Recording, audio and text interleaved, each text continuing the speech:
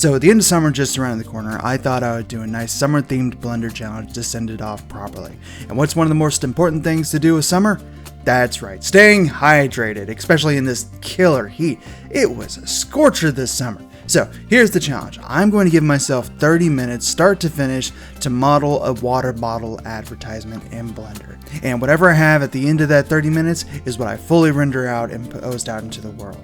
So first things first, I'm going to go ahead and just try and match up the shape for the main part of the body as I can. I'm trying to focus a bit on the lip of the bottle where it meets the lid and the base where it kind of curls into itself. I want those two features to kind of stand out to make the shape look a little bit more interesting and less perfect cylinder shaped.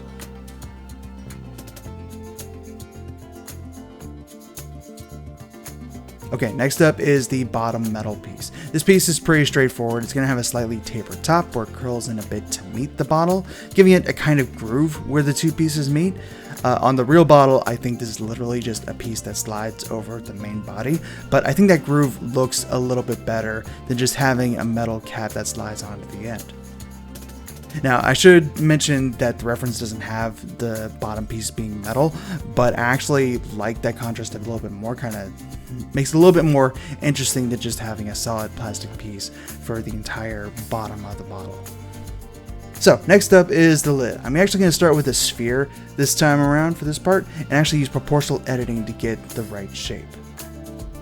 This way I can actually keep the rounded appearance with just a flatter top.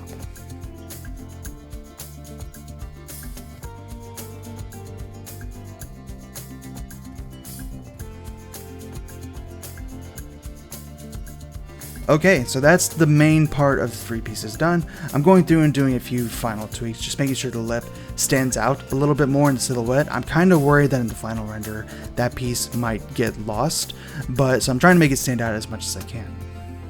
After I'm satisfied with that, I add a subdivision surface to smooth everything out, and go in and add some loop cuts to better guide the shape whenever it's being subdivided, just to make a few parts of the bottle actually stand out against the rest of it.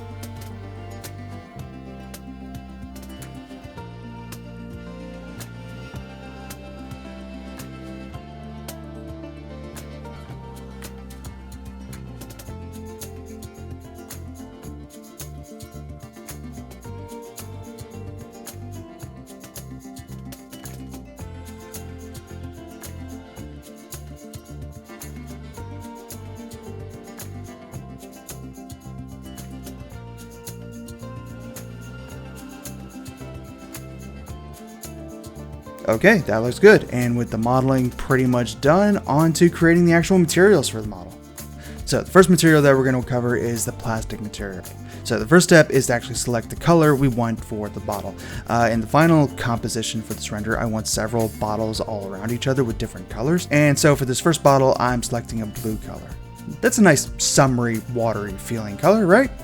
Next up, I'm bringing in the nodes that I'm going to need for this material. It's going to be a really basic, just sort of matte sort of material. The actual bottle itself is a little bit textured, and I want to try and replicate that as best as I can.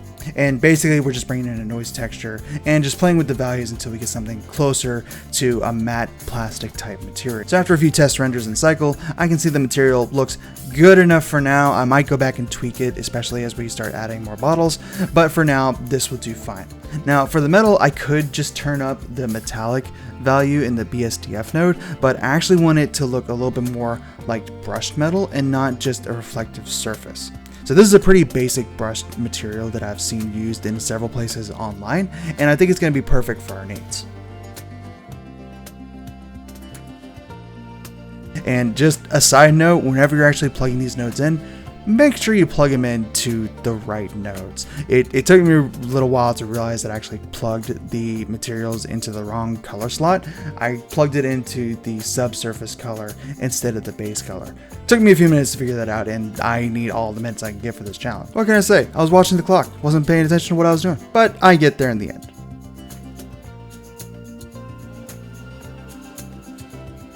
So you'll notice on the sides of the object, it looks kind of strange, almost like a fingerprint out of the brushed metal material. That has to do with how the UVs are mapped for the default objects versus what looks best for this type of material. I actually went in and debated about unwrapping the object again to kind of match the UVs a little bit better so that it doesn't quite make this kind of warping effect on the sides, but I figure as long as I just kind of angle the bottles towards the camera, it will be fine. Now, if I was making this for like a video game or something that would be viewed from multiple angles, then yeah, I would go in and actually mess with the UVs so that we could avoid those sorts of spots. But for the render like this, it'll be fine.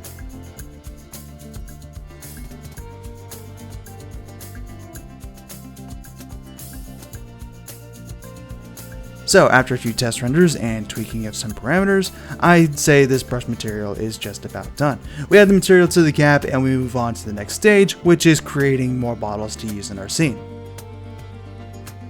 So I think for the final composition, I'm going to go with several bottles all kind of around each other. I think 5 would be a good number, so 5 it is!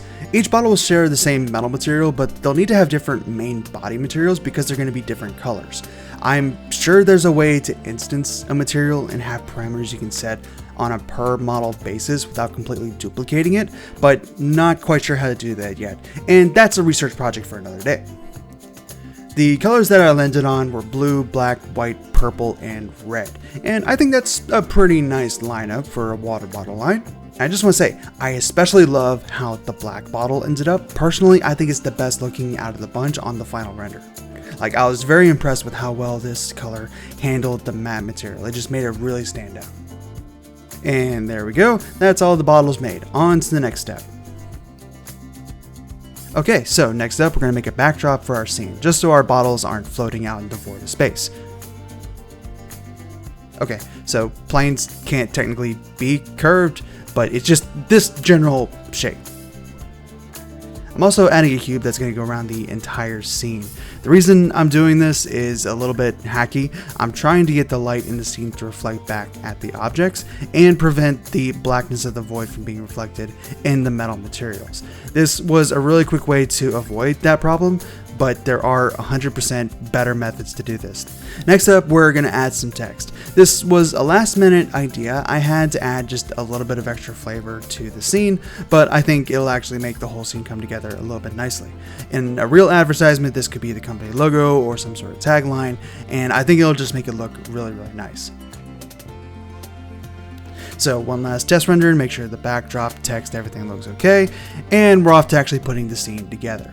So the first thing that I do before I actually set up the final composition is I swap out the default camera with a much more user-friendly camera rig from the camera rig add-ons in Blender. I split the viewport into 2 views during this next phase, one which is the camera view and another where I'll actually position and rotate everything in the scene. This way I know how everything looks in the camera at all time, just for a quick reference. I'm not having to go back and forth between a scene view and a camera view.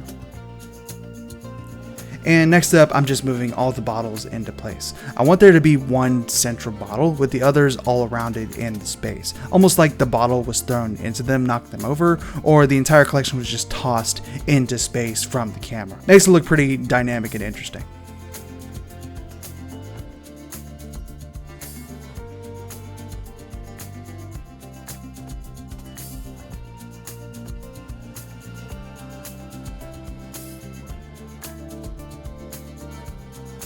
And adding the text does make it look really good. I think it really does add a lot of flavor to the scene.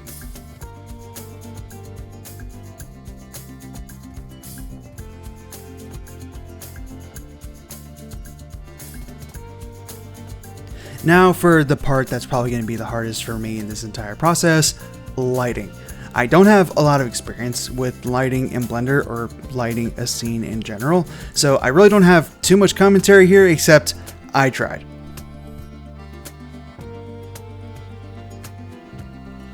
From what little I know about lighting, you generally want a 3-light setup, a main powered light off to the side, a highlight light on the back and on the other side on the opposite of your main light. and that generally works fine, especially for character art, but trying to dial in the settings to make everything seem lit without being washed out and with no extreme dark spots in this particular scene was difficult, especially with the bottles casting lights on each other. So I did add more lights, trying to make it look a little bit lighter and lessen some of the shadows, and I'm not sure how well I actually did there. So this is actually where my time ran out for the challenge, and it looked okay, but I knew it could be better. The metal looked a bit too washed out for me, and the lighting was still not where I wanted it to be, so I cheated and gave myself an extra 5 minutes to play around with the settings of the scene. And so for my remaining extra 5 cheat minutes, I spent some time playing with the metal material, trying to make it look a little bit darker, playing with the light values and a little bit of the placement, and overall just tried to tweak what I already had in the scene without changing too much.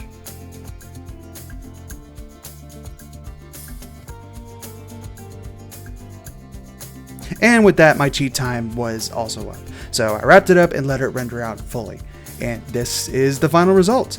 This is the sort of process that can take you hours and hours of dialing in the settings, and I definitely need more practice, especially with the lighting, to get it right. But even so, I think it actually turned out really okay, especially for 35 minutes of work. I'm very, very impressed with how well it came out. Anyway, that is the end of my summer water bottle challenge in Blender, and it was a lot of fun. I'm eager to do more stuff like this in the future, especially some more end-to-end type projects.